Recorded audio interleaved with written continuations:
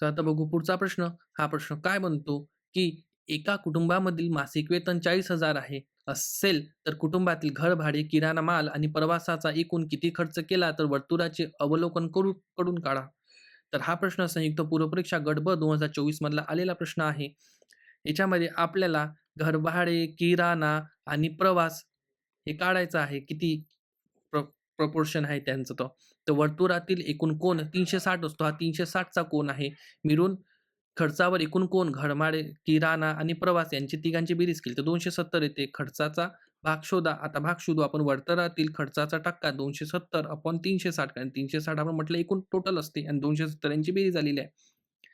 प्रत्यक्ष खर्चाची रक्कम शोधू आपण आता. प्रत्यक्ष खर्चाची रक्कम 360/270 गुणाकार 40,000 त्यांनी म्हटलेलं होतं टोटल आहे म्हणून. ह्या दोघांचं जेव्हा आपण सॉल्व्ह करतो तेव्हा 30,000 येते.